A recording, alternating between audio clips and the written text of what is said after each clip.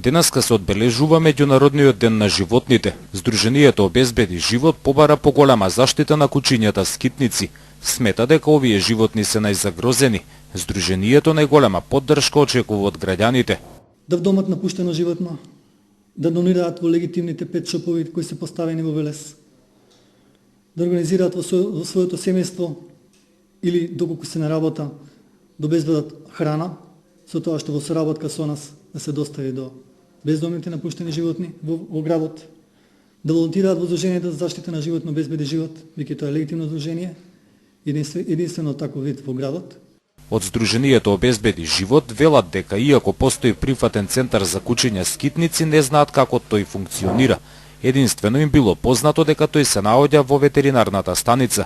Сметаат дека општината крие многу информации за неговата работа. Бараме директно до директорот на ветеринарната станица Велес да излезе со став што и како и кој е концептот на работењето, односно со самото отварање, со веќе регистрираниот прифатен центар, бидејќи тоа беше последниот официјален разговор дека веќе е регистрирано, има поставено табла и се разбира состојбата со бездомните животни, да видиме во кој правец и во која политика би се водела. Обезбеди живот побари и поголема едукација на учениците за кучињата скитници. Недостиг од информации постои и за водењето кучиња со заштитна маска, велат во Обезбеди живот.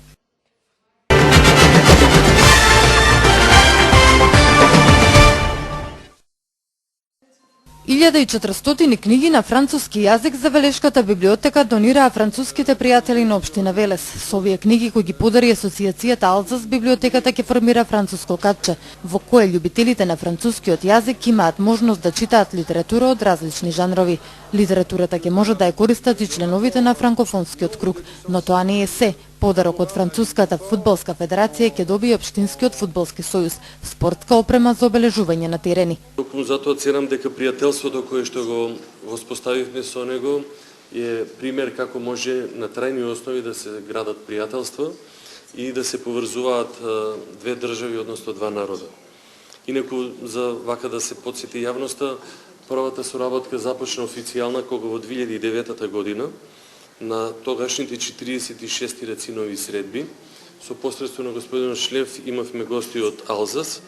Qui se voulait à travers ces projets donner une vision à la coopération entre pays, entre les peuples européens en fait. Француското капче свечено ќе биде отворено утре вечер. Отварањето ќе биде пропратено со музичка програма во која ќе учествуваат француски и домашни музичари. На свеченоста ќе присуствува и француската амбасадорка на Република Македонија.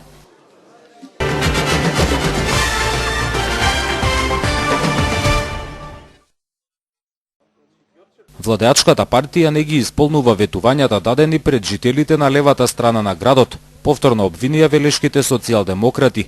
Ја подсетија партијата на власт дека не го изградила подпорниот зид на улицата Маца Овчарова. Во СДСМ велат дека сведоци на лагите на ВМРО ДПМН е дека на ова место ќе се гради зид се поставените две клупи. Ланската година, пред парламентарните избори, популистички беше поставена урбена опрема под зидот кој до ден денес не е направен, а ризикот дали на некој ќе му падне карпа врз глава додека седи на оваа клупа, нека си одговара сам. Ако ниту еден амандман од страна на опозицијата не се усвојува, еве вака завршуваат и усвоените амандмани од страна на ВМРО ДПМН. Без реализација, само мртво слово на хартија. И ова ли е еден од 50 амандмани со кои се пофаливте господо од ДПМН?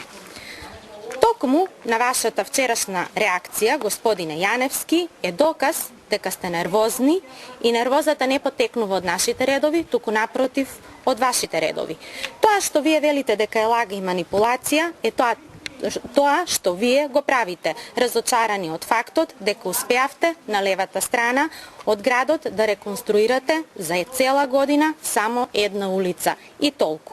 Со вашиот вчерашен прес го потврдивте она што СДСМ го изјави, дека не сте во тек со случувањата, дека немате точни информации, па затоа се служите со невистини и манипулации.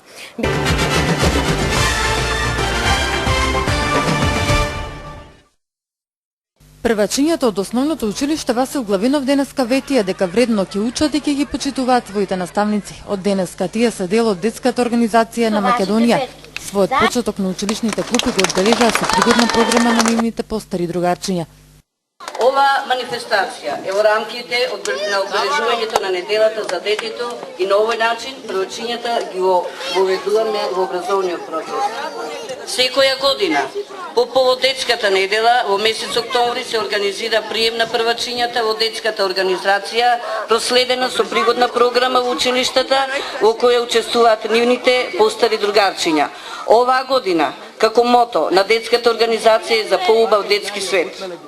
Програмската содржина на работата на детската организација ги опфаќа сите елементи на основните одредби на правата на детето. Успешноста на детската организација е подкрепена и од соработката со Сојузот за грижи и воспитување на деца на Република Македонија, во соработка со Министерството за труд и социјална политика и одлука на владата на Република Македонија.